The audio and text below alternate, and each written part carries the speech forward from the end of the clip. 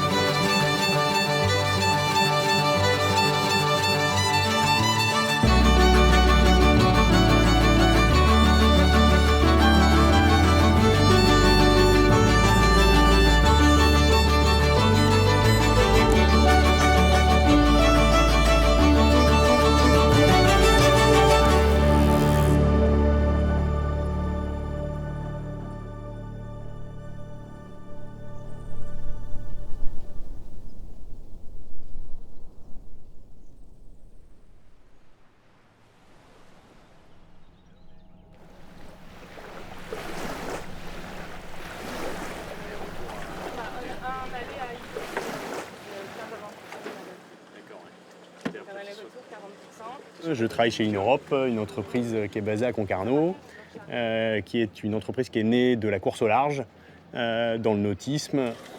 Et ensuite, au fur et à mesure, avec notre connaissance des fibres textiles et cordages, on est venu à faire des lignes qu'on appelle innovantes, des lignes en gros de moindre impact sur l'environnement, de façon à préserver les herbiers.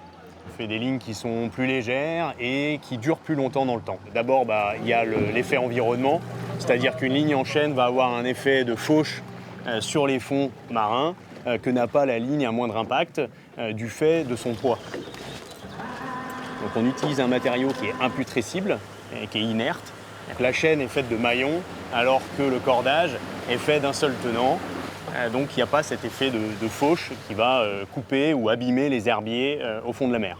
Et donc en 2020, on installe 25 nouvelles lignes et avec notamment dans le lot des lignes expérimentales comme celle d'Ilure dans le golfe du Morbihan.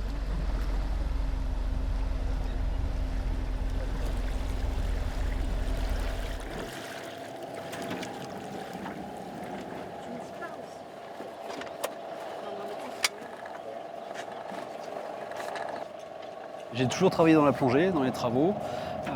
Pendant 18 ans, j'étais militaire, j'étais plongeur des mineurs. Ensuite, j'ai travaillé en Nouvelle-Calédonie comme scaphandrier là-bas. Puis aujourd'hui, voilà, j'ai racheté cette société depuis 4 ans. Une société qui travaillait plutôt sur un fonctionnement traditionnaliste, dans le sens où on mouillait des corps morts, on faisait tous les travaux sans se soucier de l'écologie. Voilà. Donc aujourd'hui, on se doute bien que les choses ne sont plus les mêmes. Alors un mouillage standard, c'est quoi? C'est tout simplement un bloc de béton. Dans le meilleur des cas, on a trouvé aussi des vieux moteurs de voiture, on a trouvé des choses comme ça, voilà. Un lest, un gros lest. Un gros lest qui écologiquement, au fond de l'eau, a un impact. Donc aujourd'hui, les choses changent. Aujourd'hui, on met des encres à vis, c'est un petit peu un tire-bouchon qu'on va mettre dans le sable. On enlève les chaînes, on met des bouts prévus pour ça. On limite vraiment l'impact sur l'environnement. Alors aujourd'hui, on va préserver une anse sur les dilures. Il va y avoir des bouées collectives. C'est aussi là une avancée, c'est-à-dire qu'au lieu d'avoir un mouillage individuel avec un impact au fond, là on fait un mouillage pour 5 navires.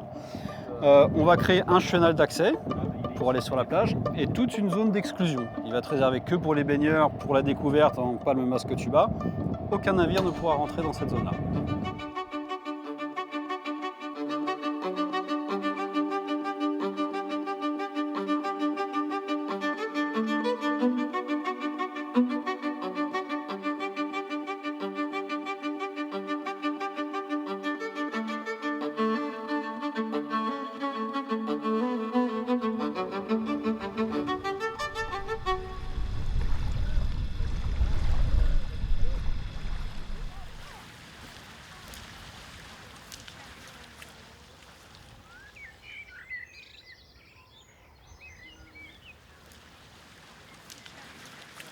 Donc ici on est sur l'île d'Ilure. Ilure c'est un petit peu notre vitrine du parc, c'est une île que le parc a en gestion.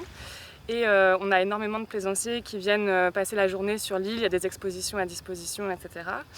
Et donc on a un problème au niveau de la grande plage qui est qu'on a des herbiers de zoster, c'est des herbes sous-marines qui abritent notamment les hippocampes, les juvéniles de poissons. Et ces herbes sont sensibles à tout ce qui est ancrage. Donc quand on va mettre l'ancre d'un bateau, ça va abîmer l'herbier et au fur et à mesure, la chaîne va raguer autour de l'ancre. Donc ça va vraiment faire ce qu'on appelle un rayon d'évitage. Donc il ne va plus y avoir d'herbier sur 1 mètre de diamètre. Et quand le plaisancier va relever son ancre, ça peut également labourer. Donc on a jusqu'à 80 bateaux par jour des fois sur la grande plage d'Ilure avec l'herbier qui est juste en dessous, et donc on a essayé de trouver une solution pour accueillir les plaisanciers, continuer à les accueillir tout en limitant leur impact sur l'herbier. Au-delà de mettre ces mouillages en place, on sensibilise les plaisanciers sur le golfe durant toute la saison entre juin et septembre aux bonnes pratiques qu'ils peuvent adopter pour limiter l'impact de la navigation sur la biodiversité dans le golfe. Et on parle notamment des herbiers de zoster. Déjà on explique ce que c'est parce qu'il y a énormément de plaisanciers qui ne savent pas ce que c'est. Évidemment, si on ne met pas la tête sous l'eau, on ne voit pas à quoi ça ressemble un herbier de zoster. Donc on leur explique, on leur montre des photos et puis on leur donne quelques petits gestes à adopter pour essayer de limiter l'impact de leur ancrage, où les baigneurs pourront aller visiter l'herbier en palme masqué tuba et découvrir vraiment la beauté des fonds tout en étant en sécurité du fait qu'il n'y aura pas de bateau.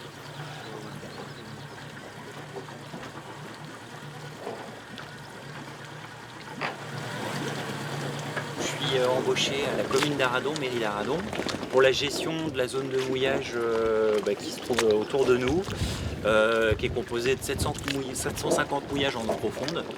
Depuis au printemps 2017, le PNR a sollicité les communes du golfe du Morbihan pour éventuellement expérimenter un mouillage dit innovant ou à moindre impact écologique.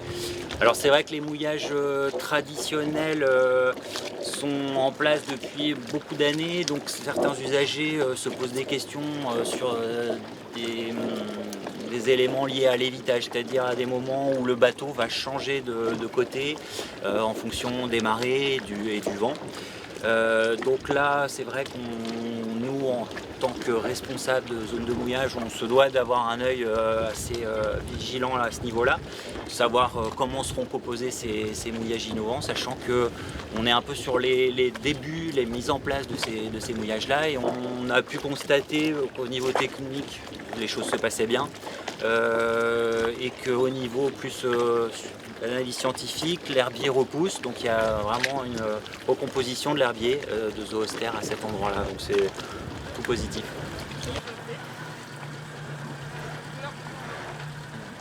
Donc là, tu as commencé à sensibiliser les plaisanciers peut-être Tout juste, hier ouais. On a commencé hier. Pour l'instant, c'est plutôt bien pris, c'est mis en place avec des explications en fait. Mais voilà, il va falloir pas mal de communication là-dessus, bien entendu. On a également un panneau d'information sur l'île qu'on a installé aujourd'hui. D'accord, ouais, donc c'est tout frais. Et puis nos 2 gardes quand même qui sont là sur Ilure maintenant pour toute la saison. Donc voilà. Ouais, dont le rôle de sensibilisation et puis d'explication aussi, parce que à partir du moment où on ne vient pas vers le plaisancier en lui disant attention, vous faites les choses de la mauvaise façon, c'est bien aussi de dire voilà ce qu'on vous propose comme alternative, plutôt que de jeter une ancre et de se dire qu'on va être en sécurité amarré sur une bouée. C'est aussi, et puis du coup ils ont une zone aussi où ils pourront nager sans qu'il y ait le bateau, donc pour les enfants notamment, ça pourrait être une bonne zone de découverte des fonds marins et pourquoi pas l'observation du hippocampe, si oui. ils ont un peu de chance. Ce serait une bonne chose, ouais, pour les enfants. Très bien.